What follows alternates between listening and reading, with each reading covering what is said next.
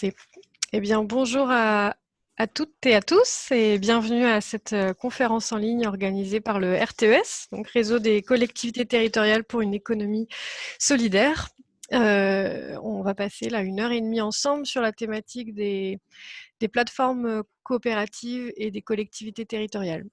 C'est un sujet qu'a souhaité aborder le conseil d'administration du RTES, les membres du conseil d'administration, pour voilà, s'interrogeant sur la façon dont les collectivités territoriales pouvaient agir pour faciliter le développement d'alternatives aux plateformes collaboratives qui ont tendance à monopoliser et les usages et l'espace économique et qui entraînent avec elles tout un ensemble d'externalités négatives à la fois sur l'environnement, sur les droits sociaux, droits du travail, et puis avec un certain nombre de questions sur le partage de la donnée, le partage de la valeur.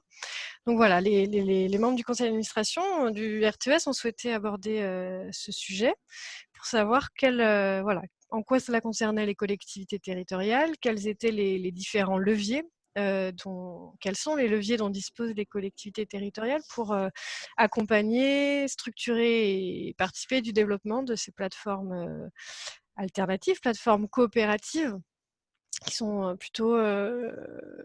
qui s'organisent plutôt autour d'une logique des communs, et quelles sont toutes les externalités positives cette fois que ces plateformes coopératives de ces plateformes coopératives sur les territoires.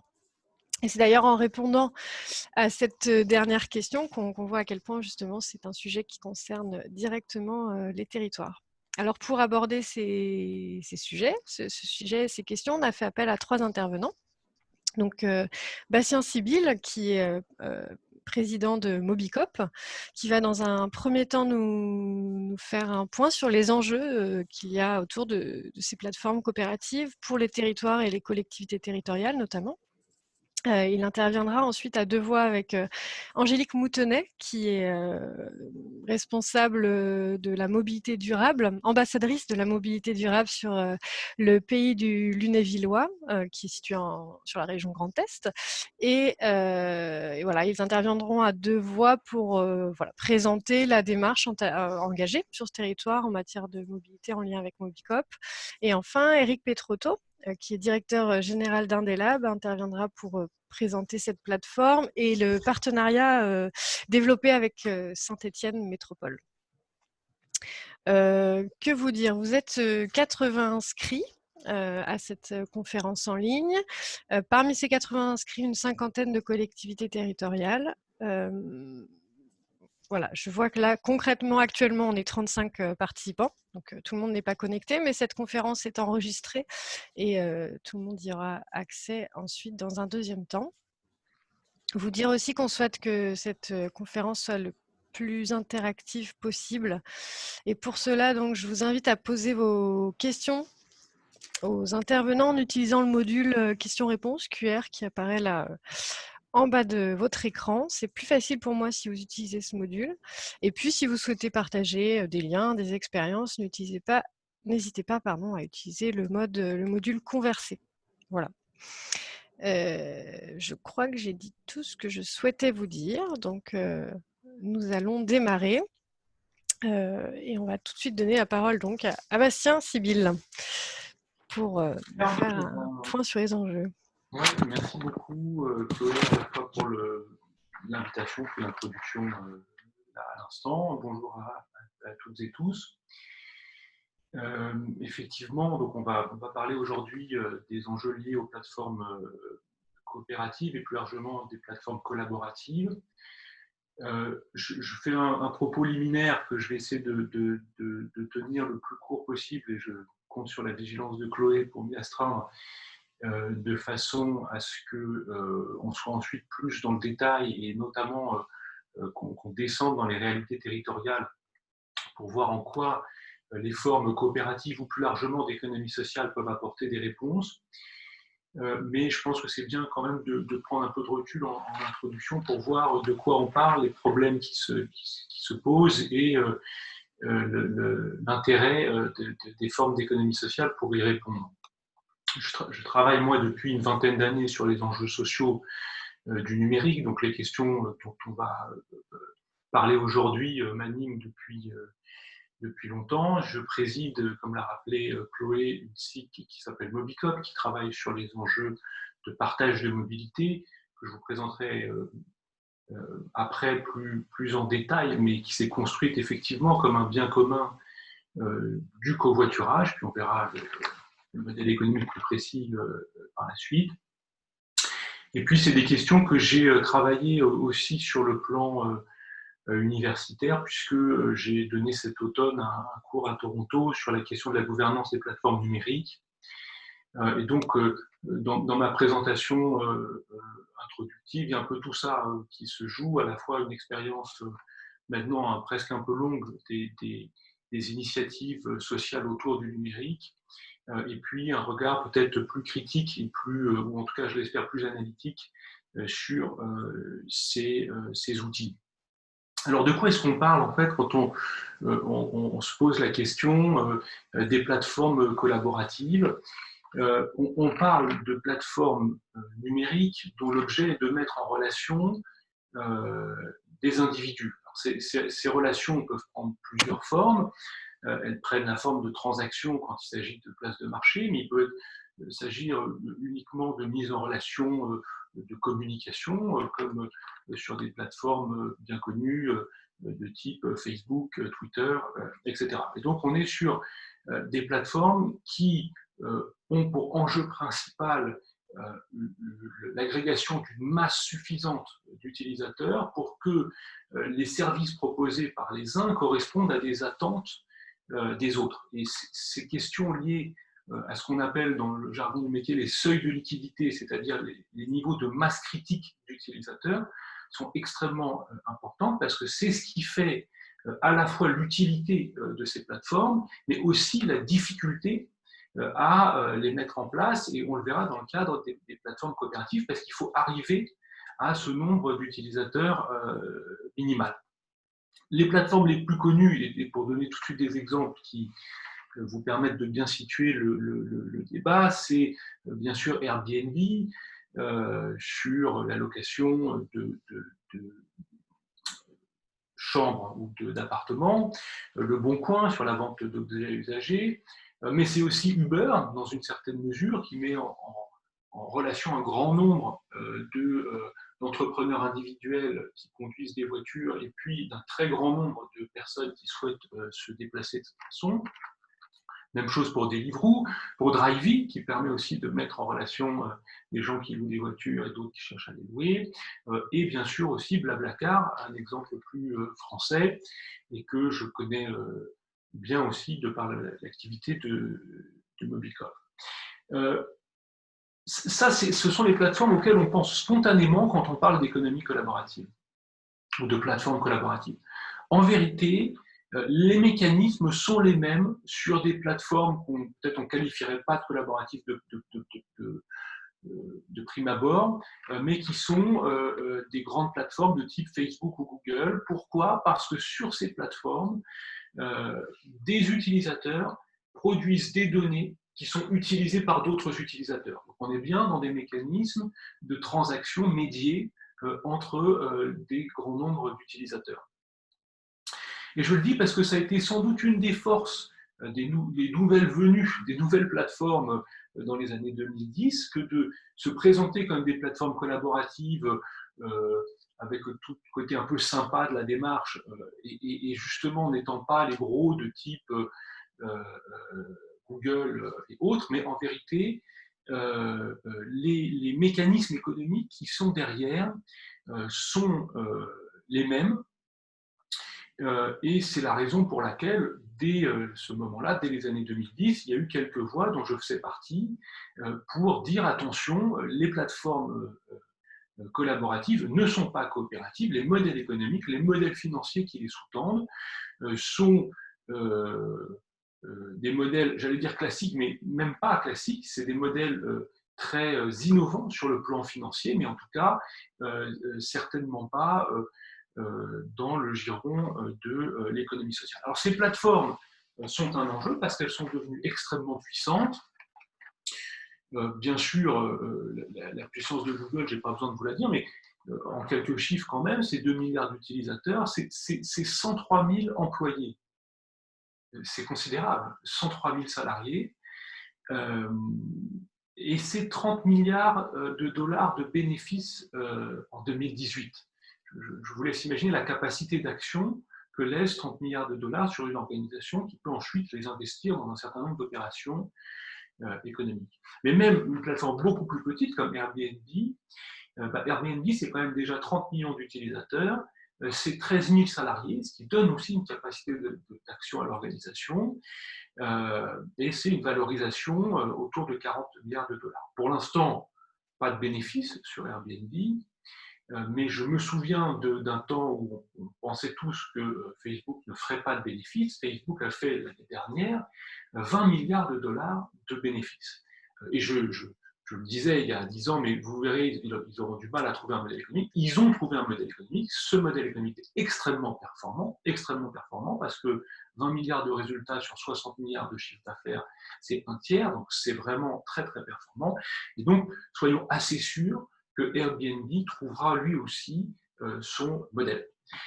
Donc, ces plateformes sont clairement identifiées, elles ont une puissance de feu importante, et cette puissance de feu touche les territoires. Alors, pourquoi est-ce que les territoires sont, à mon sens, particulièrement impactés par ces plateformes? Je crois pour 3 raisons principales. La première raison, c'est que ces plateformes ont des impacts réels sur les territoires. Airbnb, parce qu'il modifie les décisions d'investissement des particuliers sur le foncier, sur le logement, a un impact sur les politiques de logement des collectivités. Et on l'a bien vu il y a quelques mois, quand de grandes villes, et notamment la ville de Paris, est entrée dans une phase juridique avec Airbnb, un conflit juridique, parce que voilà, il y a des effets. Alors les villes essayent d'encadrer en mettant des règles, mais les plateformes ont plusieurs façons de les contourner. Et donc Airbnb a un impact direct sur la politique de logement d'un certain nombre de villes, plutôt des grandes villes. Hein. Les plus petits territoires sont moins, les plus petites collectivités sont moins touchées, mais sur les grandes villes, c'est très manifeste. Amazon, par exemple, a un impact important sur le petit commerce, les commerces de proximité, et donc sur la vie des centres-villes, etc. Uber, et Chloé le rappelait brièvement dans son mot d'introduction, Uber a eu des effets très profonds sur le droit du travail, et on l'a vu au moment de la discussion sur la loi d'orientation des mobilités. Uber est parvenu à faire rentrer ou sortir le travail du droit du travail pour le faire rentrer dans des mécanismes de régulation privée de type charte dictée entre les grandes plateformes et leurs travailleurs. Heureusement, la justice, puis la Cour la Cour de cassation, la Cour d'appel de Paris ont pris des arrêtés qui ont rétabli, qui ont remis le travail dans le cadre du droit du travail. Donc on voit qu'il y a des villes puissantes. L'Assemblée de Californie aussi a pris une mesure très contraignante sur le droit du travail. Donc l'ordre politique n'implique pas, la justice n'implique pas, mais enfin il y a des coups de boutoir extrêmement puissants portés à cet endroit. Sur des choses aussi très concrètes, vous prenez une plateforme comme Google Maps, qui est tout à fait une plateforme collaborative, c'est-à-dire c'est mes données quand je me déplace qui alimentent les données qu'on transmet aux autres utilisateurs en permettant de connaître les temps prévisionnels de déplacement. Une plateforme comme Google Maps a des effets sur les flux sur la mobilité, sur les territoires, parce qu'elle va indiquer des trajectoires aux utilisateurs. Donc on voit que les impacts sont réels et clairs sur les territoires. Or, la conséquence de ça, c'est que les territoires sont en train de perdre leur souveraineté sur un certain nombre d'enjeux essentiels.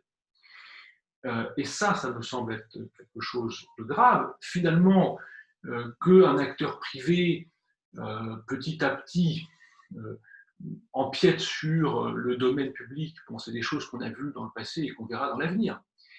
Que par contre, ce soit des acteurs qui ne sont pas soumis à la régulation des territoires sur lesquels ils opèrent, ça pose des problèmes, et ça pose des problèmes importants.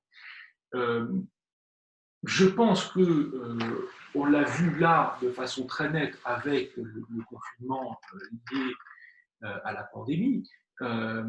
On a tous travaillé, et on travaille beaucoup avec les collectivités, donc on a travaillé avec les collectivités avec des outils de visioconférence, de partage de documents, de travail collaboratif, etc. Toutes ces plateformes-là sont des plateformes extra-européennes et non reliées au territoire. Qu'est-ce que ça veut dire? Ça veut dire que, par exemple, très concrètement, là, au moment où nous parlons des enjeux territoriaux liés aux plateformes numériques, nous le faisons sur Zoom. Et ça veut dire que le collectif, la conforme de collectivités territoriales réunis aujourd'hui, nous, les quelques intervenants, nous sommes dépendants dans notre relation aujourd'hui de plateformes dont nous ne maîtrisons pas la destinée. Et donc, cette perte de souveraineté est un élément tout à fait sensible.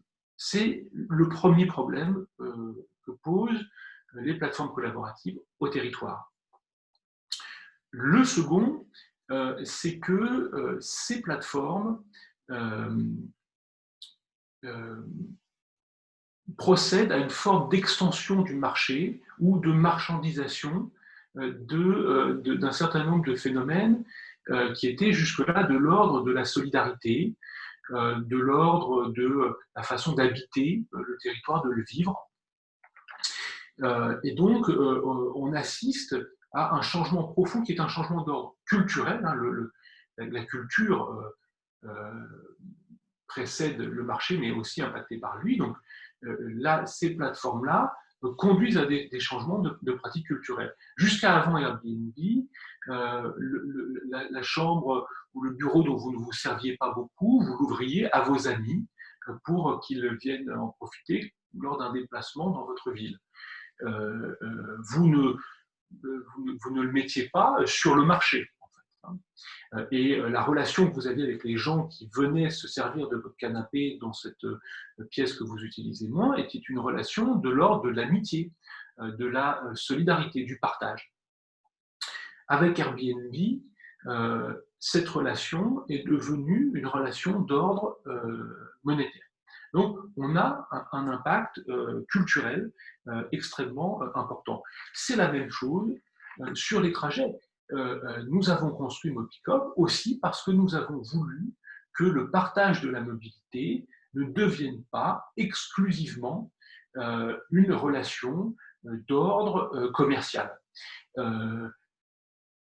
Et ça a des effets visibles sur les territoires. Blablacar a profondément augmenté le nombre de covoiturages, mais il a aussi profondément diminué le nombre d'autostoppeurs. Et donc, la relation spécifique d'ouverture à l'autre qui se joue dans l'ouverture d'une voiture, la relation spécifique de solidarité qui s'exprime à ce moment-là, s'est vue entrer dans un ordre qui est celui de la commercialisation. L'enjeu, je n'ai pas besoin de le dire, n'est pas de dire que l'ordre du marché est mauvais. La question est de savoir s'il y a une pluralité des ordres de la relation entre les personnes qui peut s'exprimer sur les territoires. Et vous voyez que petit à petit, je vous emmène vers la question des modèles coopératifs, parce que ces modèles coopératifs peuvent permettre de réintroduire une pluralité dans les modes de partage sur les territoires. La troisième question, donc je vais redire, le premier problème, c'est un problème de souveraineté, de perte de souveraineté des territoires. Le second problème, c'est un problème d'extension du marché sur les territoires. Le troisième problème, c'est un problème d'accès aux données, et c'est un problème politique. Pourquoi? Parce que les données d'aujourd'hui sont les politiques publiques de demain.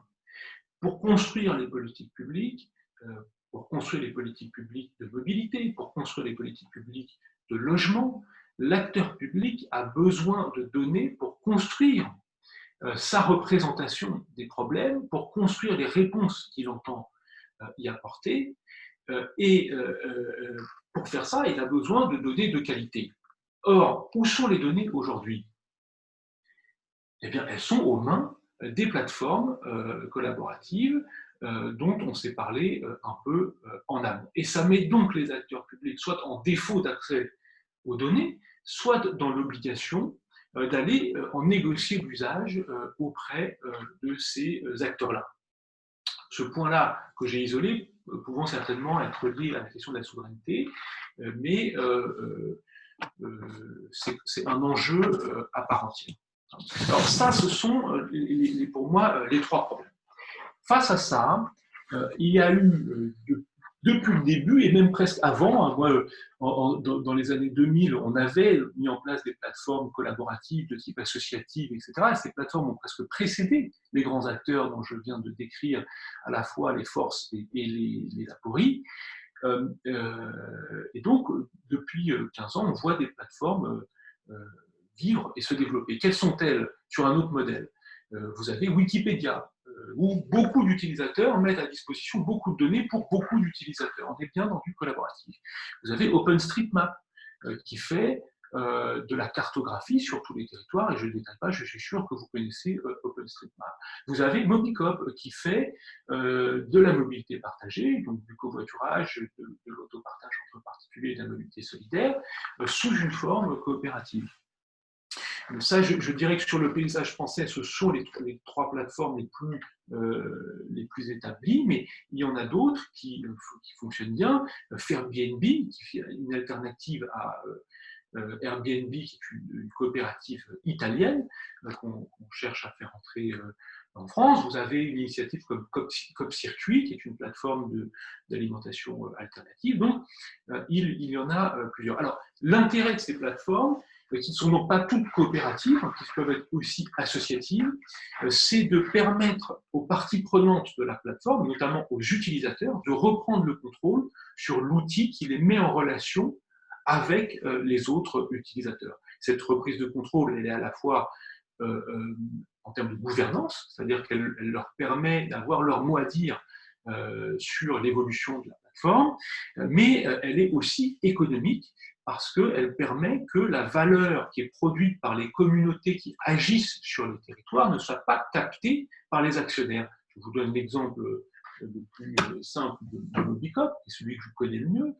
Il y a 400 000 comptes utilisateurs sur Mobicop. Les gens qui partagent leur voiture au quotidien, ce sont quand même eux qui font la valeur du covoiturage sur les territoires. Ces gens-là, Mobicop ne prélève pas de valeur sous la forme d'une commission sur leur action, ce que fait Blablacar. Donc, la valeur reste dans la communauté, elle reste auprès des usagers qui l'utilisent sur les territoires. Et enfin, ces formats, alors notamment dans le cadre des SIC, et on sort dire un mot, Société coopérative d'intérêt collectif, permettent au territoire, en tant que collectivité, de rentrer au capital des SIC de façon à faire partie de la gouvernance et donc d'avoir des outils de partage sur les territoires sur lesquels ils conservent la main et donc peuvent se servir des ressources, donc des données, etc., pour leur action au quotidien auprès de leurs administrés. Et je conclus parce que j'ai presque déjà l'impression de dépasser, pour dire que les plateformes coopératives qui existent à l'heure actuelle sont très petites. Le Mobicop, c'est 20 salariés, c'est un peu plus de 10 sociétaires, ça n'a rien à voir avec les autres grandes plateformes dont on s'est parlé. Donc, je ne pense pas, et ça fait maintenant 20 ans que je travaille sur ces questions, je ne pense pas que ce soit les coopératives elles-mêmes qui réussiront à à être des alternatives de long terme face aux grandes plateformes coopératives, collaboratives. Je crois par contre que les territoires ont, eux, la force d'action à la fois financière, s'ils mutualisent leur capacité d'action financière, mais aussi en termes d'accès à leur public. Les territoires ont, eux, s'ils s'unissent, cette capacité à mettre en œuvre des solutions alternatives de plateformes collaboratives. Et les coopératives que nous sommes ne sont qu'un outil pour les territoires pour déployer ces nouvelles formes de services, j'allais dire presque publics, d'activités liées à la mise en relation d'individus privés. Donc, je pense que c'est important à la fois pour leur action que les territoires aient ces plateformes à disposition, et je pense que c'est important que les territoires s'emparent de ces outils et y investissent des capacités d'action pour que ces plateformes collaboratives puissent vraiment exister. Je m'arrête là, Chloé, puisque je te vois apparaître. C'est parfait. Merci beaucoup, Bastien. Juste, je relais une observation plus qu'une question de Daniel Agui qui dit « On aurait pu choisir une plateforme comme Jitsi ». C'était au moment où tu évoquais les limites du fait que nous aussi, quand on se réunit là pour cette conférence, c'est en utilisant une plateforme telle que Zoom. Alors, Bastien peut en dire un mot, mais en tout cas, on en a parlé quand on a préparé cette conférence. Et c'est vrai que... Enfin, voilà, je laisse peut-être Bastien. Oui, juste pour compléter là-dessus, puis après, je voudrais vraiment passer la parole à Angélique Moutenay parce que c'est important.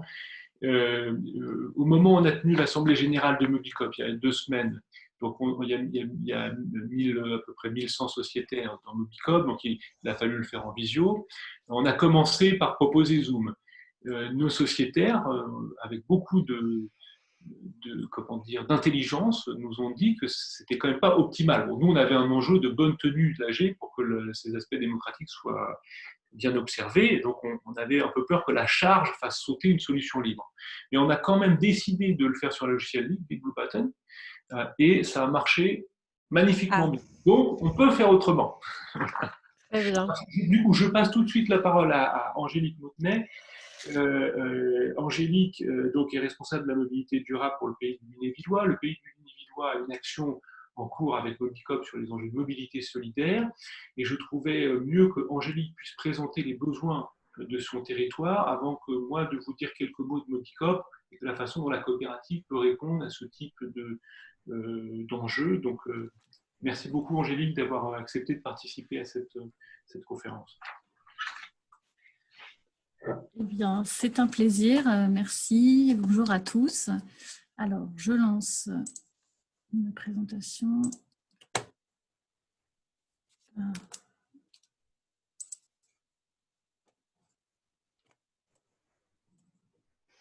Voilà, c'est parfait, on la voit. C'est bon pour vous? Par contre, il faudrait lancer dans l'idéal le diaporama. C'est fait. Ah, donc ça, voilà, parfait. Très bien. Alors, dans un premier temps, je vais vous présenter le pays du Lunévillois, donc situé dans la région Grand Est, en périphérie de Nancy, à une 50aine de kilomètres. Le pays du Lunévillois a été créé en 2004 sous forme d'un syndicat mixte et englobait 9 communautés de communes. Aujourd'hui, c'est les 4 communautés de communes suite à la loi NOTRe, ce qui représente 159 communes et environ 80 000 habitants. En 2011, le pays du Lunévillois a été pôle d'excellence rurale par sa mise en place d'un service de transport à la demande appelé Tédibus, également un réseau d'aires de covoiturage, une vingtaine d'aires de covoiturage implantées sur le territoire, également un garage solidaire. En 2015, le syndicat mixte du pays du Lunévillois devient un pôle d'équilibre territorial et rural, un PETR. En 2017, il est labellisé territoire à énergie positive pour une croissance verte. Et au 1er janvier 2018, le pays du Lunévillois devient AOM, c'est-à-dire Autorité d'organisation des mobilités, suite à la loi l'homme, ce qui est une première en France pour un PETR. En juillet 2018, en tant que justement AOM, donc Autorité organisatrice des mobilités, le pays touche le versement mobilité qui représente 0,6% de la masse salariale des employeurs de 11 salariés et plus. Et en janvier 2019, le pays est labellisé France Mobilité, ce que je vais vous détailler dans le slide suivant. Juste donc pour vous dresser un petit peu le service mobilité qui existe à présent et qui a été amélioré depuis la prise de compétence de la mobilité sur le pays. Il y a donc une agence de mobilité qui est basée à Lunéville et qui centralise toute l'offre de mobilité existante sur le territoire par le biais du SIM régional, donc SIM, système d'information multimodale. On a une délégation de services publics pour les lignes régulières sur la ville de Lunéville, qui a 2 lignes de bus, et également le service de transport à la demande, donc le TDBus en milieu rural. Donc ça a nécessité des petites adaptations qui ont été réalisées depuis 2018 sur ce service de bus à la demande. Il y a également eu des travaux d'aménagement autour des gares et des haltes-gares du territoire pour en créer des espaces multimodaux. Un service de location de vélos à assistance électrique est également mis en place et des bornes de recharge pour véhicules électriques ont été implantées sur 13 communes du territoire, on appelle les bourgs-centres. Alors, qu'est-ce que le projet Mobilis pour lequel le pays a été labellisé en 2019 ? Donc, c'est pour répondre à 2 enjeux, réduire l'autosolisme et la mobilité subie. En développant la mobilité domicile-travail, donc une expérimentation en cours avec la plateforme Klaxit, en expérimentant également la problématique de la mobilité en milieu rural, dont on parlera plus précisément aujourd'hui. L'autopartage, qui est notamment bientôt en route sur une des communautés de communes, des 4 communautés de communes du pays, et aussi une réflexion sur l'autostop organisé. Alors, le d'expérimentation, c'est le territoire qui est le plus à l'est du pays, donc c'est la communauté de communes de Vézouz en Piémont. Cette communauté de communes englobe 51 communes, 12 000 habitants et fonctionne autour de 3 bourgs-centres. En 2018, sur ce territoire a été réalisé un travail avec les habitants sur la problématique de la mobilité. Il en est ressorti 3 priorités. Donc, trouver des solutions de mobilité pour les personnes les plus isolées, améliorer la communication sur l'offre de transport existante qui semblait pas assez connue, et améliorer l'interconnexion entre justement les lignes de bus, la gare, le service de transport en la demande. Donc, ce projet d'expérimentation part d'un constat. Donc, il y a une offre de mobilité quand même qui est diversifiée sur le territoire, mais qui est à optimiser. On est sur un territoire effectivement rural et précaire. On est sur une densité de population qui est faible. La majorité des communes sont une population une densité inférieure à 25 habitants au kilomètre carré. Il y a eu donc une demande exprimée de solutions de mobilité. 14% des foyers sont sans moyen de déplacement. Une grande majorité des déplacements sont faits en voiture. Il y a 88% des déplacements qui sont faits en voiture et 40% des actifs qui ont plus de 30 minutes de transport quotidien. Les objectifs, donc, c'est de proposer un service de mobilité qui répond aux attentes et qui n'est pas ciblé, qui est ouvert à l'ensemble de la population. Bien sûr, l'idée, c'est de maîtriser les dépenses, optimiser et maîtriser les coûts et d'amener, bien sûr, la population à modifier ses pratiques de déplacement. Les pistes. les pistes, donc améliorer les solutions de mobilité alternatives à l'autosolisme en valorisant l'offre qui est présente et qui existe, mais également en mettant en valeur les transports qui sont réalisés sur le territoire mais qui sont méconnus. Donc c'est l'exemple de la Croix-Rouge qui organise des services de transport pour ses salariés avec des bus qui peuvent potentiellement, sur le retour ou sur l'aller, voyager à vide en fonction du moment de la journée. Et donc, pourquoi pas bénéficier de ces transports qui sont réalisés pour transporter d'autres personnes dans le besoin. Et effectivement, pouvoir compléter cette offre de mobilité existante par des chauffeurs bénévoles qui s'inscriraient par souhait de rendre service à la population. Donc, la solution, c'est effectivement de construire un outil avec la plateforme Mobilicop par le biais d'un outil informatique pour les personnes qui sont connectées, mais également par des solutions d'accueil physique et téléphonique pour les personnes n'ayant pas accès à l'outil numérique. Voilà pour ma présentation. Je me tiens à votre disposition pour répondre à vos questions. Merci beaucoup, Angélique. Je pense qu'il y aura sans doute des questions. Je vais, moi, du coup, vous présenter la façon dont Mobilicop répond à ce type de besoins territoriaux. Et bien sûr, s'il y a des questions, il y a un temps de discussion ensuite qui est prévu. Donc, n'hésitez pas à les poser. Je pense qu'elles arrivent directement sur l'écran de Chloé, j'imagine. C'est exactement ça. Voilà. Vraiment, n'hésitez pas à utiliser le module questions-réponses. Super. Bah, écoutez, moi, juste d'un mot pour quand même rebondir sur la présentation de l'info Angélique et la relier à ce que je vous disais tout à l'heure sur la question des plateformes. Qu'est-ce qui se passe sur le territoire du Lunévillois? On est sur des territoires qui sont peu denses. Les grandes plateformes collaboratives, de type, que ce soit sur le partage de mobilité ou sur d'autres choses, ont besoin des niveaux de masse critique pour pouvoir déployer leur action. Sur les territoires dont vient de faire état Angélique, il n'y a souvent pas ces niveaux, ces seuils de masse critique. C'est-à-dire qu'il n'y a pas suffisamment d'utilisateurs.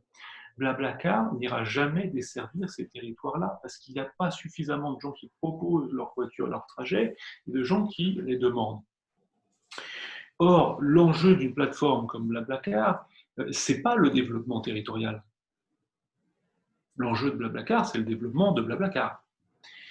Donc, il faut réussir à trouver d'autres façons de faire du numérique collaboratif sur les territoires qui bénéficient aux territoires.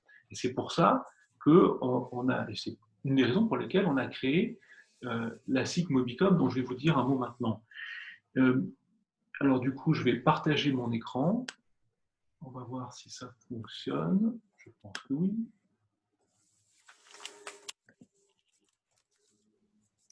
Ça vient, c'est parfait. C'est bon? Super. Donc effectivement, l'enjeu de Mobilicop, c'est d'aider les collectivités territoriales à partager la mobilité de leurs administrés sur leur territoire. Notre coopérative est donc une coopérative qui vit de la prestation de services aux collectivités territoriales sur des enjeux de services de covoiturage, d'autopartage entre particuliers et de mobilité solidaire. C'est donc ça son modèle économique. La coopérative presse pour les collectivités territoriales, mais sa finalité en tant que coopérative, et je vous en dirai un mot plus fort tout à l'heure, c'est vraiment de réduire le nombre de véhicules sur les territoires et de le faire de façon solidaire, c'est-à-dire de se dire que nous ne répondrons pas aux enjeux écologiques en diminuant l'usage de la voiture sur les territoires, en laissant les territoires éloignés ou les territoires ruraux, ou en laissant les publics en difficulté par leur âge, par leurs conditions économiques, par des problèmes de santé, en dehors de ces mécanismes de partage de la mobilité. Aujourd'hui, Mobicop déploie ses services pour un peu plus de 80 clients collectivités territoriales, je vous le dirai tout à l'heure. Je passe assez vite pour vous dire qu'on est né de la rencontre entre une association qui est l'association Covoiturage Libre, qui s'était créée historiquement au moment où Blablacar a imposé la commission sur ses trajets en 2011, quand il a trouvé son modèle économique qui a pu le financer. Donc là, il y a en gros 200 000 personnes qui ont trouvé que ce n'était pas juste, qui sont donc venues sur une plateforme qui s'appelait Covoiturage Libre, mais on fait du covoiturage sur cette plateforme-là. De façon un peu concomitante, une entreprise, Covivo, a travaillé pour le compte des collectivités pour leur installer des plateformes de covoiturage. Et donc finalement, on a fait converger ces deux initiatives en créant en 2018 une coopérative qui s'appelle Mobicop et qui prend la forme d'une SIC. Aujourd'hui, donc, on travaille pour les collectivités, on travaille pour tout type de collectivités, de métropoles importantes comme le Grand Lyon, Rennes, Brest, Rouen, etc., des régions, la région Rhône-Alpes, Bretagne, Hauts-de-France, mais jusqu'à des territoires plus petits, voilà, des départements, et puis quelques acteurs privés.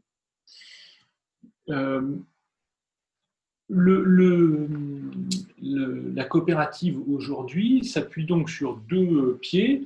Il y a un pied qui est les plateformes qu'on installe pour les collectivités territoriales. Donc, par exemple, dans la région ouest, en Bretagne, on a installé une plateforme qui s'appelle WestGo, qui est une initiative portée par plus de 60 000 collectivités territoriales, dont de régions, plusieurs métropoles, le département du Finistère, etc. Donc, vous voyez, on installe pour cet ensemble d'acteurs un gros service de covoiturage, on peut parler dans les Hauts-de-France, etc. Et donc là, les utilisateurs utilisent ces plateformes-là, ils sont sur la plateforme de leur territoire, et quasiment, ils n'ont pas besoin de savoir qu'il y a Mobicop derrière, eux, ce n'est pas leur enjeu. Mais on a aussi une plateforme nationale qu'on opère en notre nom, qui s'appelle mobicop.fr, qui regroupe un peu plus de 200 000 utilisateurs. Et en fait, tout notre enjeu, c'est de faire en sorte que tous ces utilisateurs-là, sans qu'ils soient sur la même plateforme, puissent quand même mutualiser les trajets, parce qu'on sait qu'il y a donc les problèmes de liquidité dont je vous parlais tout à l'heure, c'est-à-dire que si chaque plateforme est isolée dans son coin, il y a peu de chances que quand on cherche un trajet pour aller d'un point à un autre, on réussisse à le trouver.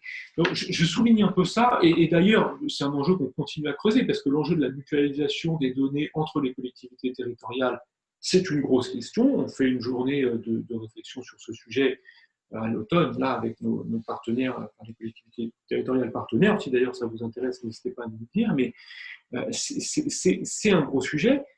Pourquoi ? Parce que pour faire face à la puissance de feu médiatique d'un Waze ou d'un Uber ou d'un Blablacar, qui peuvent, grâce à leur budget de communication, aller chercher un grand nombre d'utilisateurs, les territoires, leur façon de tirer leur épingle du jeu, c'est de réussir à mettre en place des mécanismes de mutualisation entre eux. Et c'est pour ça que la coopérative est un outil à cette fin-là, à la fois sur des segments qui sont des segments de données, mais aussi sur des segments logiciels, puisque, comme je vous le dirai après, nos plateformes sont en logiciel libre, en logiciel open source, c'est-à-dire que les développements commandés, par exemple, par la région Bretagne, vont pouvoir servir le Grand Lyon, vont pouvoir servir le pays du Lunévillois, dont nous parlait Angélique, vont pouvoir servir le département de la Drôme. Donc, il y a aussi cette idée que l'argent public dépensé sur un territoire doit pouvoir bénéficier à un autre territoire sans surcoût. Alors, ça, c'est l'enjeu des utilisateurs et de la mutualisation. Deuxième enjeu, les sociétaires. Il y a dans la coopérative, aujourd'hui, un peu plus de 1000 sociétaires, ce qui garantit que l'objet social dont je vous parlais tout à l'heure, qui est réduire l'impact écologique de nos déplacements et le faire en solidarité avec tous les publics, cet objet social soit conservé à travers le temps. Moi, aujourd'hui, je suis président de la coopérative, mais demain, ce sera quelqu'un d'autre que moi. Il sera élu vous me direz comment, par la communauté et l'Assemblée générale, et il continuera à porter cette vision qui fait que les gens, les personnes morales et physiques qui constituent cette assemblée se sont associés ensemble. On a aussi un peu des bénévoles sur l'ensemble des territoires. Bien sûr, tout projet humain, c'est d'abord des équipes. Donc là, on a une super équipe d'une vingtaine de personnes qui est très heureuse de travailler au quotidien sur cet enjeu avec un vrai engagement. Ça compte. Excusez-moi, c'est un peu un pas de côté par rapport à notre propos d'aujourd'hui, mais je mentionne toujours l'équipe de Mobicop parce qu'elle est chouette. Et donc, on a plusieurs offres, mais nos trois grandes offres, c'est le covoiturage, la mobilité solidaire, donc ces mécanismes de partage de mobilité qui permettent d'aller dans des territoires plus reculés et auprès de publics exclus des mécanismes de partage de mobilité type covoiturage, etc. Et puis, une offre autour de l'autopartage entre particuliers qui est encore en construction. Donc là, c'est plutôt du moyen terme. Je vous l'ai dit, on fait tout ça en open source. C'est très important pour nous parce que c'est ce qui garantit à la fois la qualité de nos développements, leur réplicabilité, le bon usage du donné public et de l'argent public prélevé sur les territoires, et ce qui nous permet aussi de porter ce genre de plateforme dans des zones qui n'y auraient pas forcément accès. On est contacté beaucoup par l'Afrique francophone, etc., etc. Je passe un peu vite là-dessus, vous aurez peut-être des questions. Les médias, bon, tout le monde a des médias dans la vie, donc c'est très bien.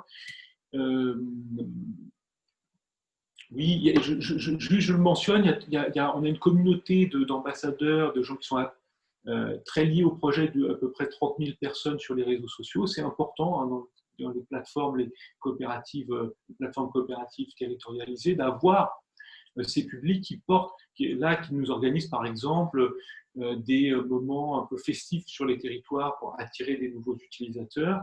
C'est très important parce que nous n'avons pas les capacités de communication que peuvent avoir Uber, Blablacar, etc. Donc on doit y faire face avec notre force à nous, qui est celle de la vision, qui est celle de la solidarité, qui est celle de l'engagement des gens qui sont dans ce principe coopératif. Alors, pourquoi est-ce qu'on a choisi le modèle de SIC? Précisément pour être la meilleure forme pour travailler avec les territoires. Comme vous le savez, les SIC permettent de faire entrer toutes les parties prenantes. Les territoires, les collectivités locales connaissent ce modèle coopératif. Et donc, on invite le plus possible les coopératives, les territoires qui sont intéressés par notre démarche à rentrer dans la gouvernance de la SIC, sachant que, bien sûr, il n'est pas besoin d'être sociétaire pour être client de la SIC. Donc, on a beaucoup de territoires pour lesquels on agit et qui ne sont pas sociétaires de la SIC. Mais le jour où ils veulent l'être, ils entrent dans la SIC. Alors, attendez, je vais vous montrer le mais en gros, si vous voulez, ça transforme la relation entre prestataires et clients. On est l'outil des collectivités. Il n'y a pas les collectivités et nous. On est une forme d'émanation des collectivités territoriales. On est un outil de mutualisation, finalement, entre elles, d'un certain nombre de capacités de développement de code informatique, de mutualisation de données, etc. Je passe un peu vite. Bon, les intérêts pour les collectivités de rejoindre Mobicop, c'est d'avoir accès à ces capacités-là. C'est de pouvoir participer à la gouvernance de la coopérative, donc de voir l'ensemble des chiffres, les équipes, etc. C'est pouvoir influencer nos feuilles de route techniques, notamment, pour nous dire à un certain moment, attendez, nous, les outils dont on a besoin, c'est plutôt ceci que cela, et donc d'avoir leur mot à dire sur l'évolution de nos interfaces. On a une gouvernance inclusive. Je vous le détaillerai si vous voulez par la suite, mais en gros, pour avoir des mécanismes d'inclusion de nos parties prenantes tout au long de nos exercices économiques, la démocratie, la participation dans Mobicop, ce n'est pas juste au moment de l'AG, on a aussi des cercles, qu'on appelle des cercles de gouvernance, qui permettent aux parties prenantes à la fois de désigner des gens au conseil d'administration, mais aussi d'être en lien avec nos actions tout au long de l'année. Notamment là-dedans, on a un cercle territoire dans lequel les collectivités territoriales se réunissent et plusieurs fois par an discutent des enjeux liés à la coopérative. Et puis leur représentant, qui est Kevin Faure, qui est un élu du département du Finistère, siège au conseil d'administration et donc fait les inputs au sein de la coopérative pour que la vision des territoires soit bien représentée. Voilà, je m'arrête là moi aussi, j'essaie de pas plus long, pas trop long, et comme ça on peut répondre aux questions. Merci beaucoup à vous deux. Alors, on a quelques questions là déjà. Avant de revenir peut-être sur le pays du Lunévillois, Bastien, une question par rapport à de Dani Lagui de la ville de Sceaux, qui a fait une première question, puis une deuxième ayant eu la réponse en cours. Je précise quand même la première. Elle demandait est-ce que plusieurs SIC ont été créés sur chaque territoire, enfin est-ce qu'une SIC a été créée sur chaque territoire et ensuite, donc il n'y en a qu'une. Elle demande alors, c'est très novateur, une SIC à l'échelle nationale, non? Voilà. Alors, c'est vraiment une question qui s'est posée à nous et je vous raconte pourquoi. Donc ça, c'est la petite histoire, mais elle est quand même intéressante. Quand on a travaillé sur la création de Mobicop, on a beaucoup travaillé avec un homme qui s'appelle Julien Noé, qui est au conseil d'administration, qui est un des fondateurs de Mobicop, avec moi et quelques autres personnes. Et Julien a créé Enercop. Et il en est toujours le directeur général adjoint. Enercop, c'est précisément ce que vous décriviez, c'est-à-dire c'est une SIC de SIC. Vous avez une SIC fêtière, et vous avez 9 SIC sur l'ensemble des territoires. Donc sur chaque territoire qui est dans le dispositif, vous avez une SIC spécifique. À Mobicop, on n'a pas fait ce choix-là, pour plusieurs raisons. La première, c'est que 9 SIC plus une SIC fêtière, croyez-moi, en termes de gouvernance, ça prend de l'énergie. Hein, il faut y aller. Voilà. Deuxièmement, nous, on a un enjeu de masse. Enercop, qu'ils fournissent de l'énergie à 30 000 personnes, 70 000 personnes ou même 2 personnes, c'est pas grave pour Enercop. Nous, si on a moins de 1 million d'utilisateurs, à certains moments, on n'arrive pas à rendre notre service, qui est d'offrir des solutions de mobilité partagée. Et pour faire ça, c'était plus simple d'avoir une seule organisation avec l'ensemble, donc à un seul endroit, l'ensemble de la capacité de communication, plutôt que de répartir nos forces sur différents territoires. Et enfin, la dernière raison, c'est que au moment où on crée Mobicop, on avait des appels assez forts d'Espagne, d'Italie, de différents pays. Et donc, on a voulu faire une structure qui soit la plus simple possible en termes de gouvernance pour qu'elle puisse être comprise par quelqu'un en Espagne, en Italie ou en Inde. Et pour ça, il nous a semblé de dire, écoutez, nous sommes une organisation dans laquelle une personne égale une voix à l'Assemblée générale. C'était le plus simple. Et pour aller au bout de cette démarche, nous avons créé une SIC sans collège. Donc, il n'y a pas de pondération. Il y a des types de parts sociales, ça c'est la loi qui nous l'impose, mais après, il n'y a pas de répartition au collège, donc il n'y a pas de pondération des voix. Donc c'est une personne égale une voix, et ça c'était pour la simplicité de la description de la démarche à tous les gens qui doivent la rejoindre. Merci bien. Alors maintenant, une question de Léa Baruc-Gourdin de la communauté d'agglo de Grand Paris Sud, portant plus sur la démarche sur le pays du Lunévillois. Elle demande comment s'articule le partage de la prestation covoiturage entre Klaxit et Mobicop? N'y a-t-il pas chevauchement? Et pourquoi ne pas être passé entièrement par Mobicop? Bonne question. Oui, je ne sais pas qui y répond. Est-ce Bastien ou Angélique? Angélique. Ah, Angélique, il faut rallumer votre...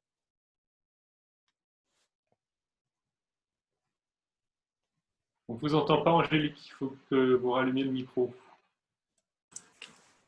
Voilà, merci. Je ne suis pas sûre d'avoir la main. Oui, effectivement, bonne question. Alors, juste pour préciser, je suis arrivée au mois de mai sur le poste, donc effectivement, je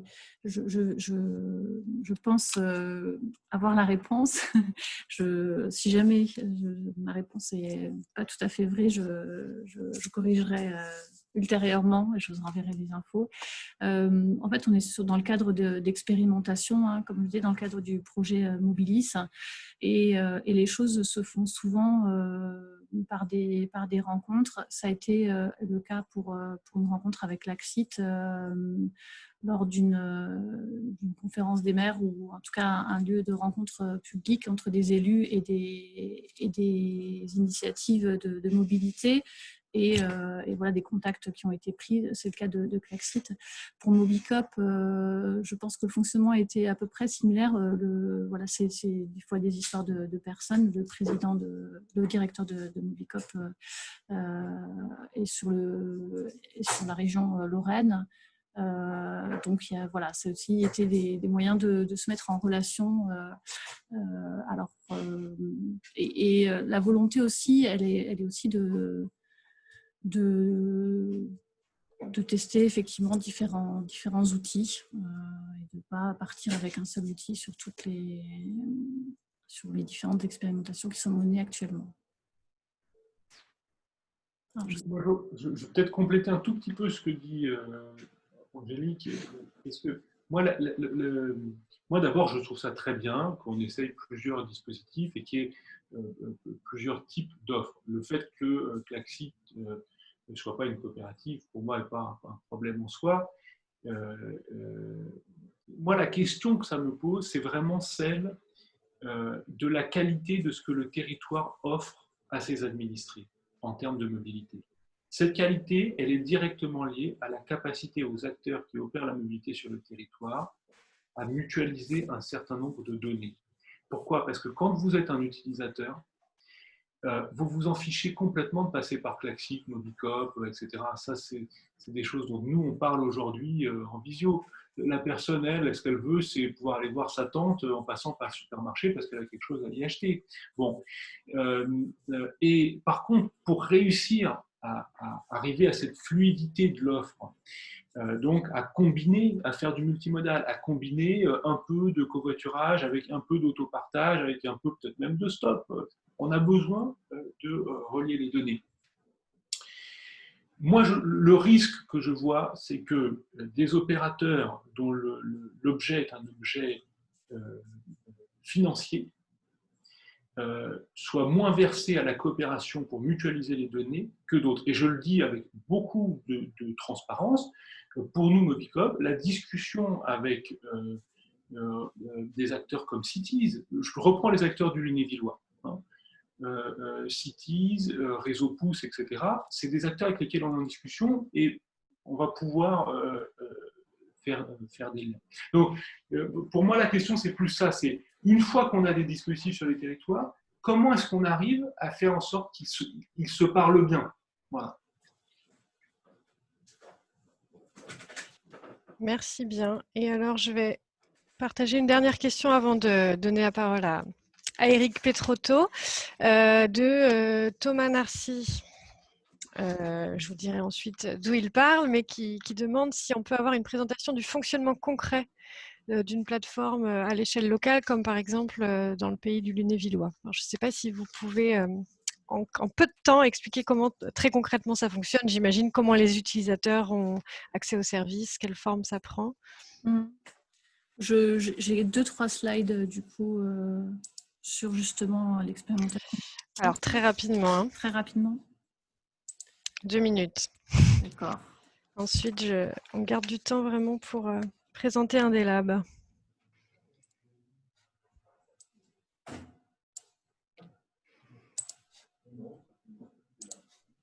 Voilà. Voilà à quoi ça ressemble. Donc ça, c'est l'expérimentation avec une participation du pays pour reverser, inciter les conducteurs comme les passagers à s'inscrire sur Claxit et à tester le covoiturage domicile-travail. Et non, en fait, je pensais que j'avais des slides, mais non, je les ai supprimés. Bon, en gros, c'est une plateforme qui ressemble à une plateforme de covoiturage assez classique. Chacun crée un compte et puis une mise en relation qui est effectuée entre un conducteur potentiel et un passager qui souhaite bénéficier d'un transport. Voilà, je suis désolée, je pensais que j'avais plus que ça. Donc, finalement, je ne sais pas si je réponds vraiment à la demande de la personne, mais c'est rien d'atypique. Oui, je pense que sur la partie de covoiturage, j'imagine que même nos auditeurs voient bien ce qu'il s'agit. Je veux dire, c'est des plateformes de covoiturage, des plateformes classiques. Sur la partie de mobilité solidaire, c'est là qu'il y a des expertises un peu différentes pour aller au cœur des territoires qui sont éloignés de ces dispositifs-là. Peut-être que le plus simple, si vous voulez, c'est qu'on soit en contact pour qu'on puisse vous faire des démonstrations ou que je puisse juste vous réexpliquer, parce que le mécanisme est plus compliqué. Il y a un centre d'appel téléphonique, parce que les gens qui sont visés sont des gens qui n'ont pas forcément de connexion aux outils numériques. Donc, en gros, il y a une plateforme, il y a un couple entre plateforme d'appel et plateforme numérique qui permet de mettre en relation des gens qui sont éloignés du covoiturage, parce qu'ils n'ont pas d'Internet, parce qu'ils sont sur des téléphones, ils n'ont pas des capacités pour ça, avec des bénévoles qui sont prêts à se dérouter de leur covoiturage normal, c'est-à-dire au lieu de faire juste le point A au point B, ils sont prêts à aller par le point C pour aller prendre la personne qui est en difficulté, pour l'emmener ensuite dans son centre-bourg, voir son médecin, etc. Donc, ils se sont signalés sur la plateforme territoriale, et donc le couplage de nos interfaces plus de la partie téléphonique qu'on peut assurer ou qui peut être assurée par le territoire permet de mettre en relation cette personne qui a un besoin avec cette personne qui est prête à faire un petit acte de solidarité vers elle, qui au passage peut aussi être incité par la collectivité territoriale en termes de remboursement de ses frais, etc. Bon, mais il faudrait plus de temps pour bien répondre à ça. Merci beaucoup.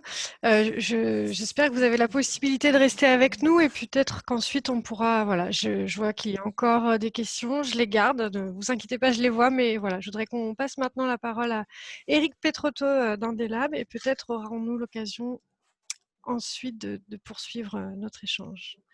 Éric, c'est Oui. bon? Oui, parfait. Vous m'entendez? On t'entend très bien. Bon, merci. Bonjour à toutes et à tous.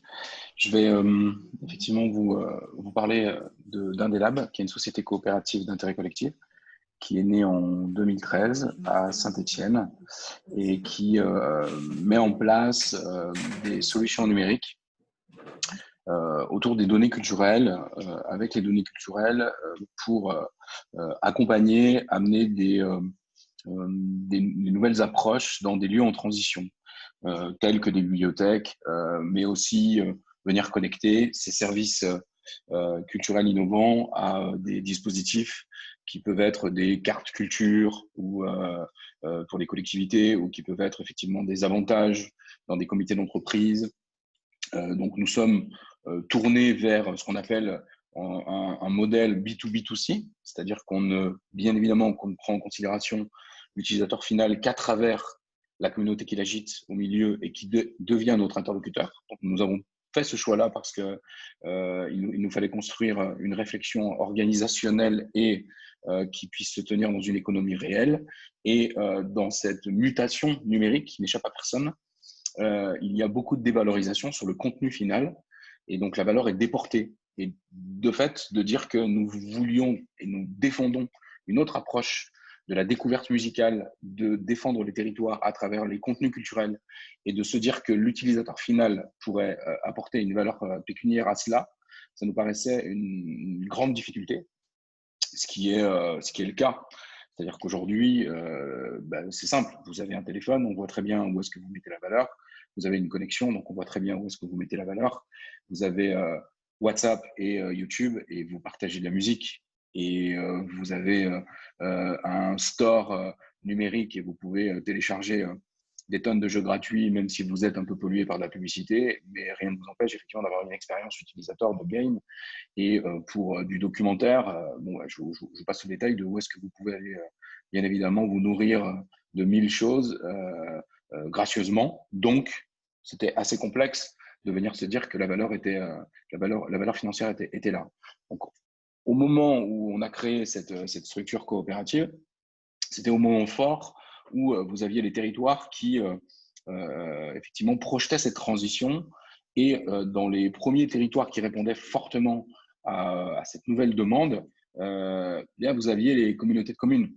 En l'occurrence, si on parle de communautés de communes et de culture, on pense au bibliobus, au village, aux petites villes, enfin bref, c'est cette espèce de manière de venir amener la culture près des populations qui était dans un monde très physique, très effectivement tourné vers du contenu tangible. Et donc ça, allié à une politique de vouloir fibrer son territoire, amener les nouveaux usages et les faire rentrer dans une nouvelle économie, assez naturellement, vous pouviez vous dire, bon, bah, écoutez, en mettant un portail et en venant amener effectivement des ressources numériques qui défendent le point de vue qu'on souhaite défendre sur le territoire, là, d'un coup, on vient bousculer les usages. Donc, ça a été un peu nos premiers interlocuteurs. On a beaucoup construit avec les bibliothèques départementales de prêt qui s'inscrivaient effectivement dans cette mutation forte. Et aujourd'hui, voilà, tout territoire effectivement qui a opéré cette transition, on a pu dialoguer avec elles pour savoir si ce qu'on proposait ou ce qu'on voulait co-construire avec elles pouvait rentrer dans leur politique de défense du territoire. Alors, en quelques mots, Indélab est ce qui est défendu, parce qu'on a une autre marque qui affiche les services culturels, Diversities. Voilà.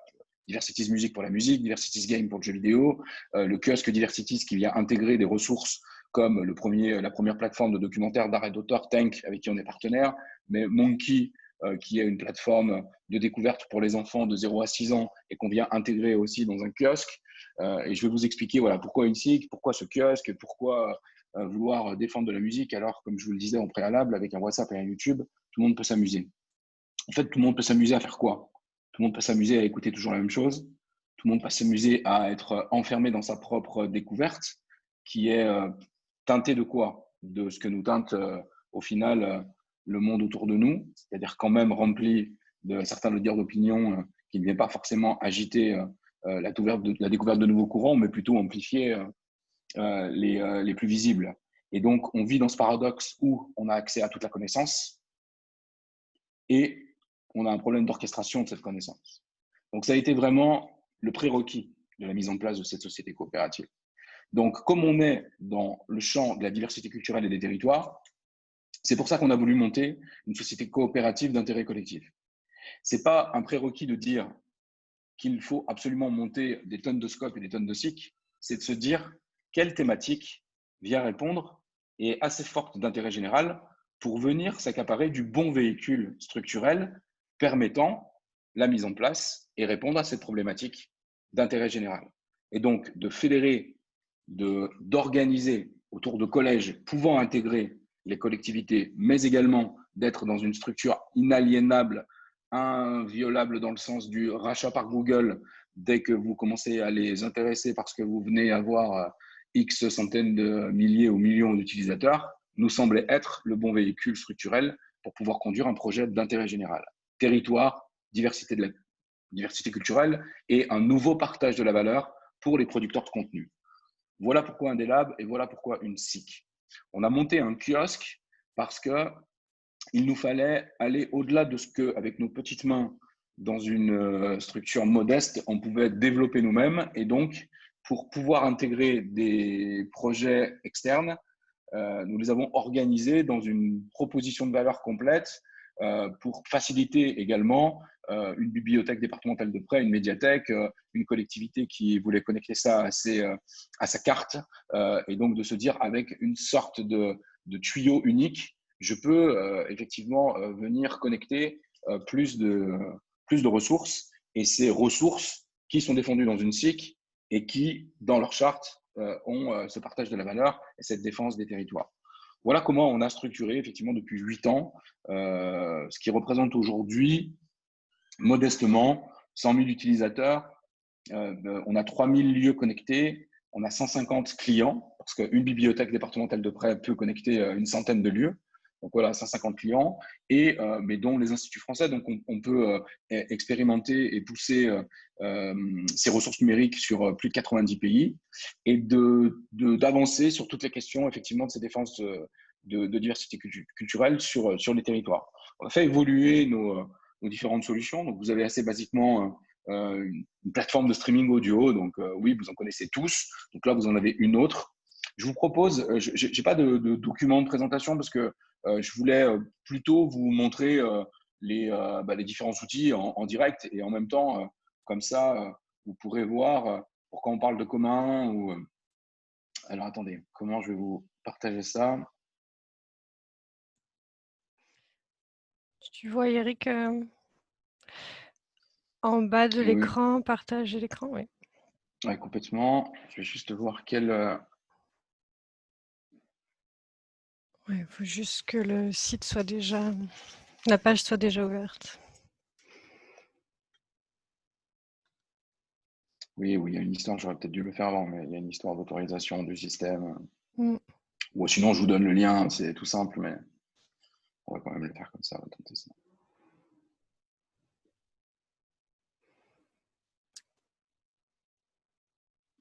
Voilà.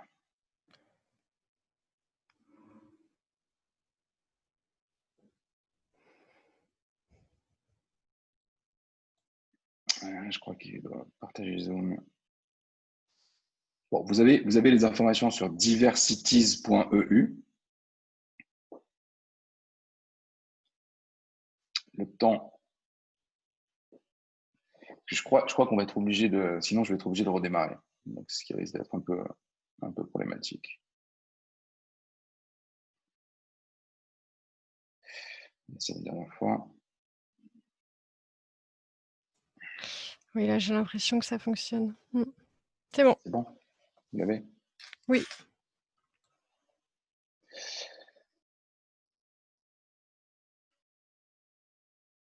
Ça, j'y reviendrai. C'est le genre de partenariat avec une région pour venir amener effectivement ces ressources dans leur carte culture qui s'adresse aux apprentis et aux lycéens de tout un territoire.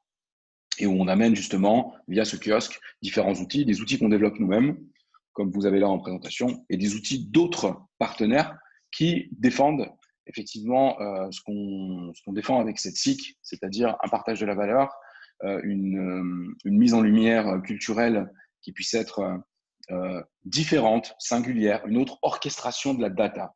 On est bien dans ce monde-là, c'est-à-dire qu'aujourd'hui, ce n'est pas avoir accès à la donnée, c'est plutôt de savoir avec quel outil et comment vous allez permettre effectivement son orchestration, une autre mise en lumière. Ça, c'est la plateforme, par exemple, tant que ça charge, je ne sais pas si ça charge là assez vite, mais ça, c'est la plateforme de musique. Pourquoi on appelle ça un commun? Pourquoi on dit qu'on a un commun dans cette société coopérative? C'est qu'en fait, là, on est connecté sur une station, on est connecté sur une bibliothèque. En l'occurrence, là, c'est la session témoin de Diversities Music. Et ce que vous voyez en première page, là, ici, c'est une capsule. On appelle ça une capsule parce qu'elle vient rassembler différents éléments. Donc, on sort du principe même de playlist. Non, il peut y avoir plusieurs playlists. Il peut y avoir une mise en avant d'un artiste. Il peut y avoir surtout des mots, tous ces mots référencés dans les moteurs de recherche. Et en gros, chaque lieu, chaque bibliothèque, chaque institut français crée des capsules depuis maintenant quelques années. Et dès qu'il crée des capsules, il se retrouve dans la réserve à capsules. Et en gros, on a l'autorisation en tant que nouveau lieu, en tant que lieu même, d'avoir la solution, de venir aller prendre les capsules des autres, de forquer la donnée. Donc, on la copie. Et en la copiant, on a l'autorisation, bien évidemment, de la changer. Parce que quand vous forquez la donnée, vous ne changez pas la donnée originelle, et celle qui devient vôtre, vous pouvez finir de raconter l'histoire parce que vous la teintez de ce que vous voulez raconter sur votre lieu, sur votre territoire, en fonction d'un événement, en fonction de ce que vous voulez. Et là, on partage la connaissance. Et c'est ça qui permet de venir jouer avec les outils effectivement de cette SIC en s'appuyant sur la force humaine éditoriale des différents lieux et assez fragmenté pour amener des points de vue complètement singuliers parce qu'effectivement, dans les Ardennes, ça va être un peu différent qu'à Nantes et encore différent qu'une capsule autour des Nuits sonores à Lyon et que la capsule des éditorialistes de la bibliothèque de Lyon, ils ont la chance de pouvoir être 10 là où dans d'autres endroits ils ne sont qu'un, et dans ces 10 il y a un dingue de musique classique et qui va vous faire la capsule à la découverte de la musique classique et qui est forqué plus de 150 fois dans les lieux en se disant tout ce travail éditorial qui est fait par un être humain, qui vient brasser des données culturelles qui somme toute sont absolument trouvables de partout en gratuit sur YouTube et parce que j'ai mon abonnement avec Orange sur Deezer, mais qui va eux les mettre en lumière et qui va pouvoir être remonté sur le lieu parce que cette prescription elle n'a pas de prix et qu'elle est très organique et très charnelle. Voilà un peu le principe d'un des labs, des outils qu'on met en place dans un kiosque tournés vers cette diversité. Plusieurs limites et un pivot qui vient répondre à mon sens à une transition que s'opère sur les territoires. La limite est l'accès à la matière. C'est ça qu'il faut savoir avec le numérique. C'est que Google a accès à une matière où nous n'avons pas accès à cette matière. Spotify ou Deezer ou Apple, via des contrats où les lobbies se sont réinstallés, ont accès à une matière où nous, on n'a pas accès à toute cette matière. Parce qu'il faut payer des sommes complètement astronomiques et des avances qui ne rentrent pas dans des modèles coopératifs et collaboratifs pour pouvoir avoir accès à toute cette matière.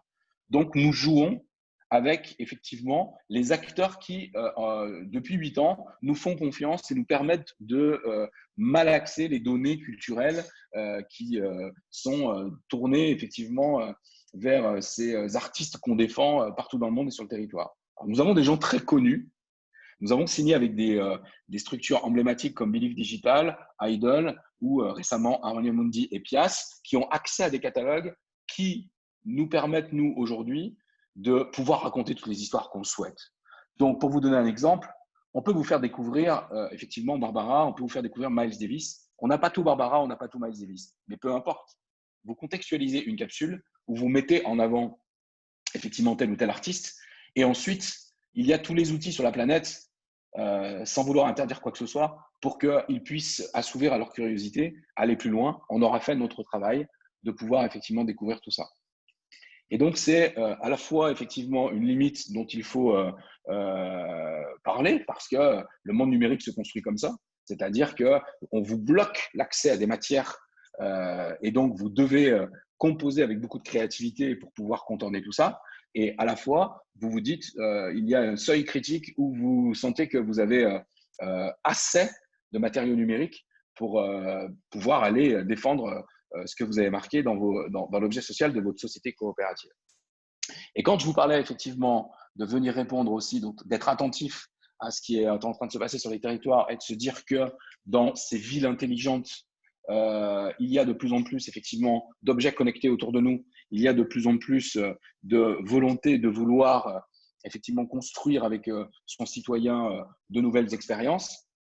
On a mis en place depuis pas mal de temps aujourd'hui une réflexion autour de l'éditorialisation de l'espace public. On a commencé parce que la proximité, parce que le partenariat avec Saint-Étienne Métropole depuis le début, un partenariat structurel. Ça n'a pas été un partenariat qui effectivement aujourd'hui c'est plutôt de se dire que en gros ils nous ont aidés à impulser la société coopérative dans la cité du design et le quartier créatif, ce qui nous a fait un bateau amiral et donc un endroit pour pouvoir construire tous ces outils innovants.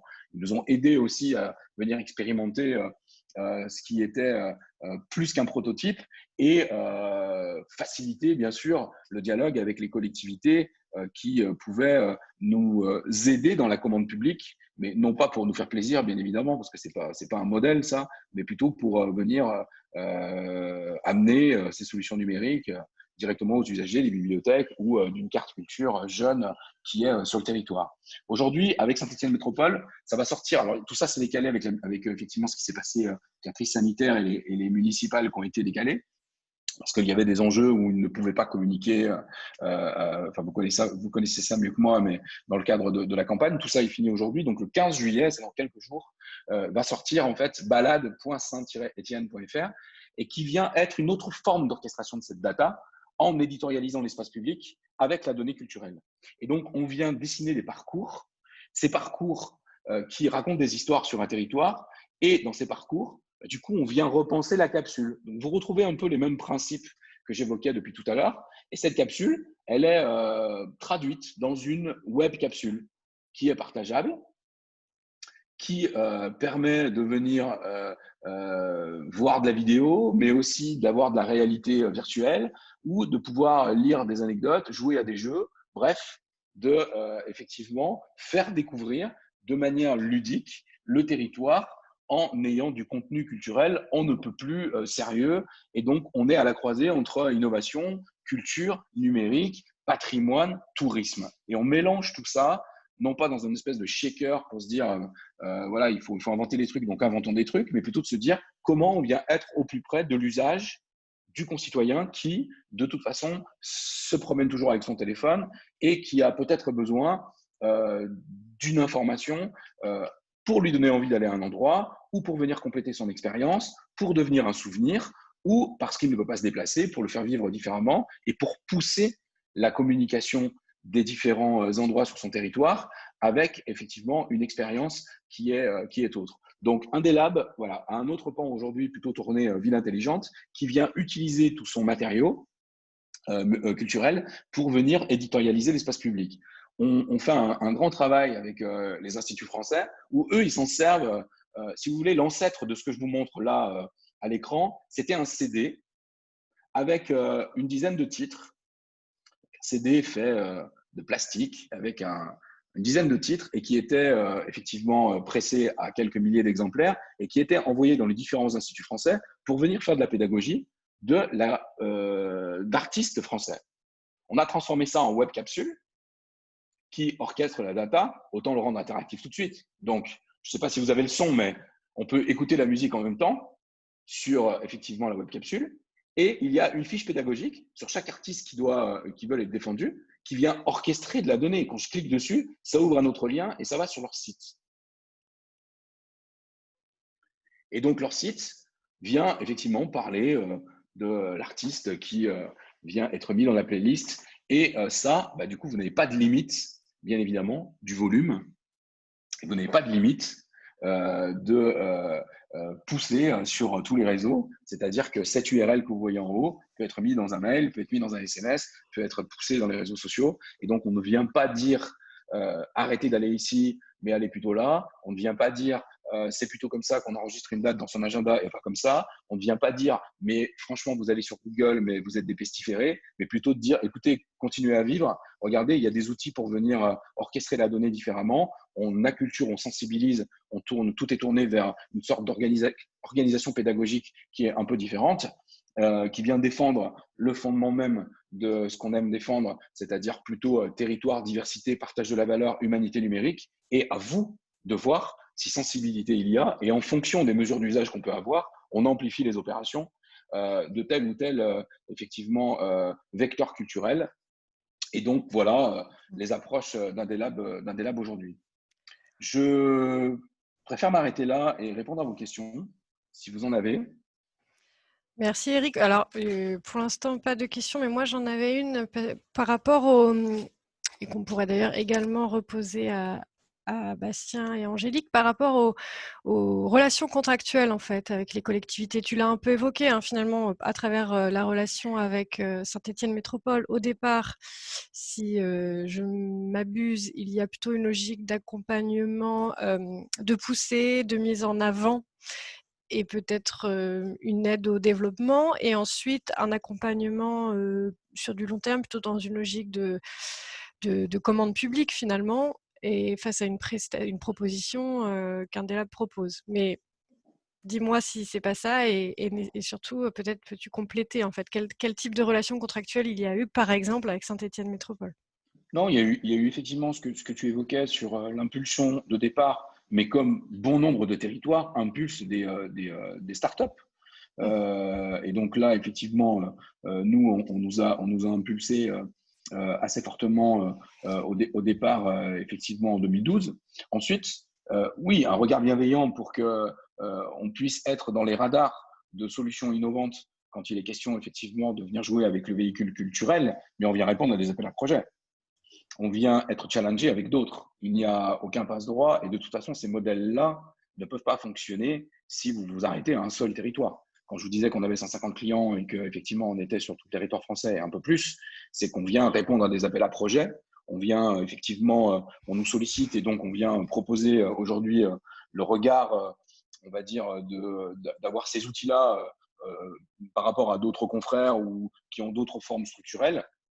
Et donc, si ça répond effectivement aux besoins cherchés par la métropole, ben, du coup, on avance. Mais on n'a pas, on n'a aucune subvention et on n'a pas de contrat autre qui pourrait ne pas être signé par un autre, en fait. Donc, on répond vraiment à des appels à projets. Donc, souvent, on me dit oui, mais c'est des modèles qui sont construits avec de l'argent public. Non, non, non. Ce n'est pas des modèles qui sont construits avec de l'argent public.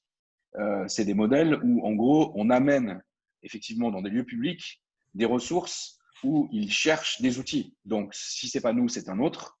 Et en gros, oui, c'est de l'argent public, en l'occurrence nos impôts, mais parce que le modèle français est construit comme ça.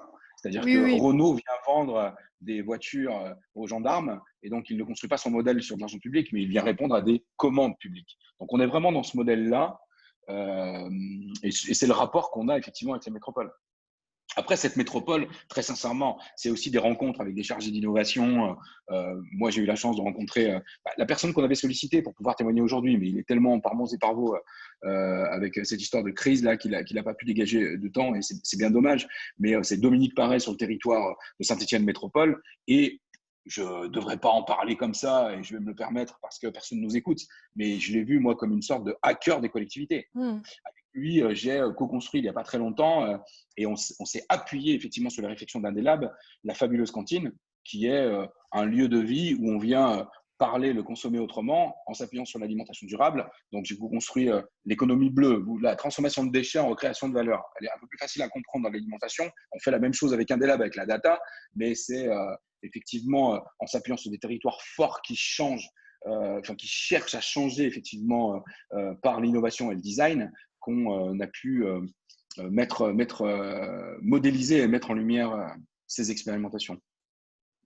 Mais pour Mobicop, c'est tout à fait classique. On répond à des appels d'offres et on les emporte quand on est les meilleurs.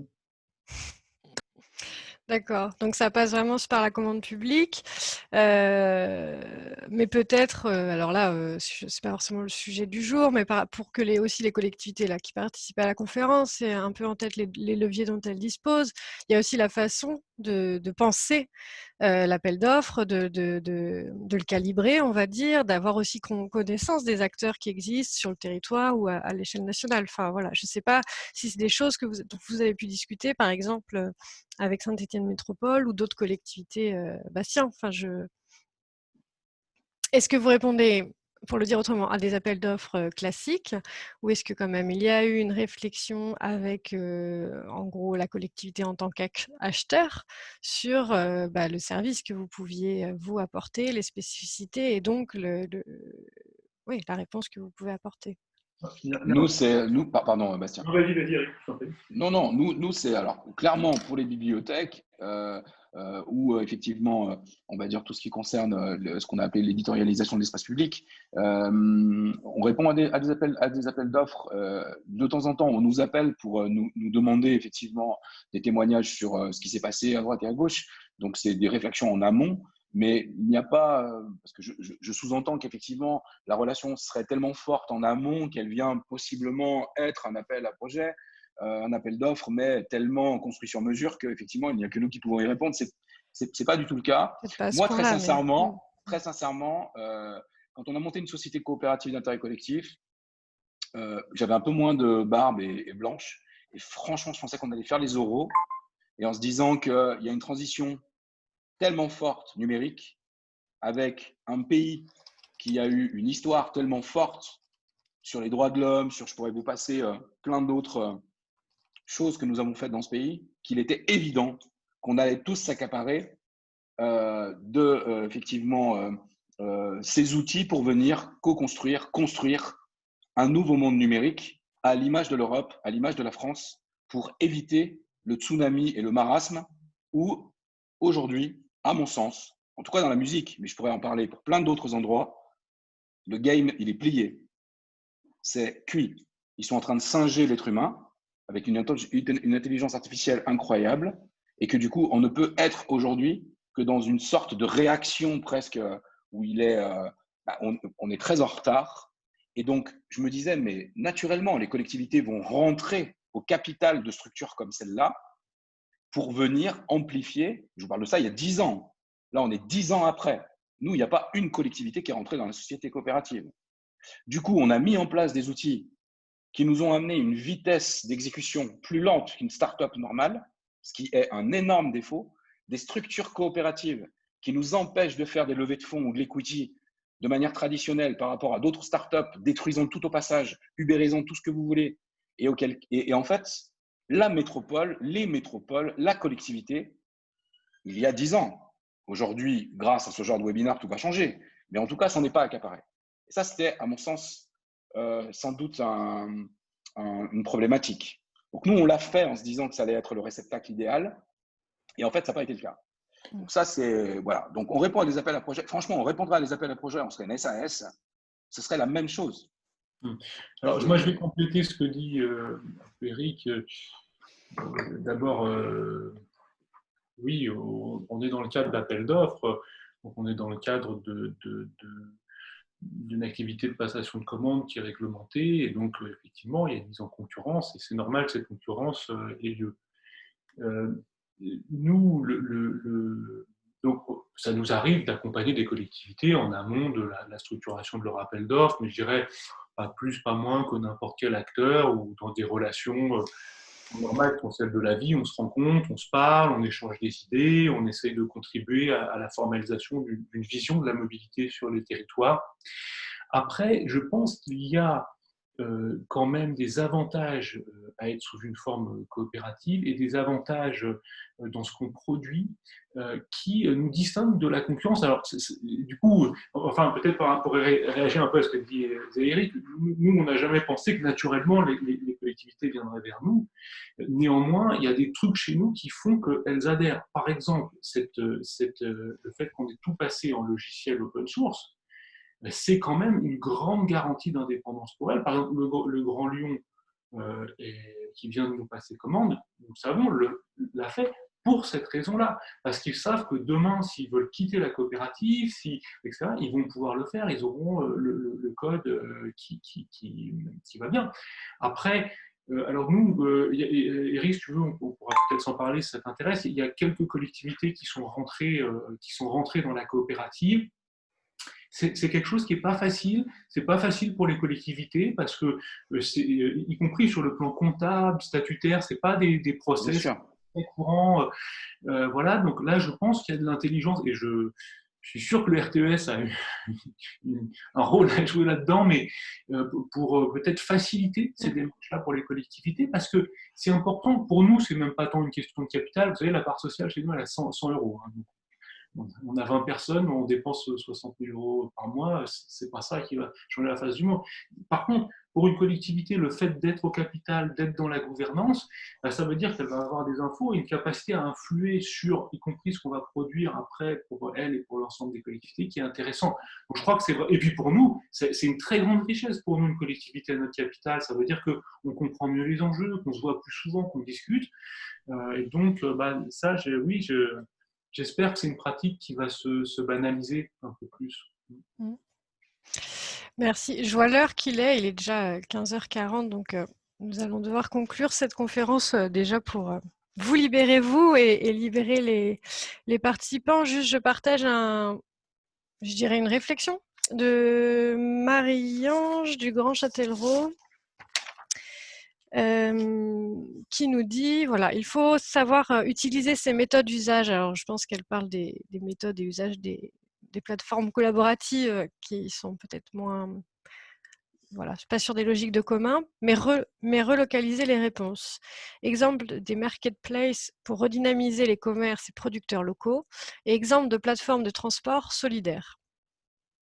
C'est un commentaire. Et ensuite, elle pose la question de savoir si finalement le modèle SIC ou si c'est le modèle associatif qui serait le plus approprié à une gouvernance collaborative. Je ne sais pas si vous avez un avis sur la question. Là-dessus, moi, je peux esquisser rapidement une réponse. D'abord, il n'y a pas de bon statut en soi, il y a des projets, et puis après, on les dote de formes statutaires qui sont les plus en équation avec le projet. Donc, la réponse à cette question, c'est quel est le projet et comment est-ce qu'il va vivre. À Mobicop, on a vite vu que pour avoir le temps de construire une grande plateforme nationale avec plus d'1 million d'utilisateurs, il nous fallait un modèle économique indépendant justement des levées de fonds, etc., comme l'a dit Eric, qui sont très aléatoires quand on est sous une forme d'économie sociale. Et pour ça, on a besoin d'une brique prestation de services, une brique entrepreneuriale qui nous assure économiquement notre vie sur le moyen long terme. Et dans ce cadre-là, la forme coopérative était quand même la bonne forme. Mais si vous prenez un projet comme OpenStreetMap, il vaut 1000 fois mieux que OpenStreetMap soit une association. Je veux dire, ça correspond 1000 fois mieux à l'objet. Ils ont d'autres enjeux. Donc voilà, moi je ne pense pas qu'il y ait une bonne forme de structure, sinon ça se saurait d'ailleurs, mais il y a la meilleure forme par rapport au projet en cours. Je suis en phase.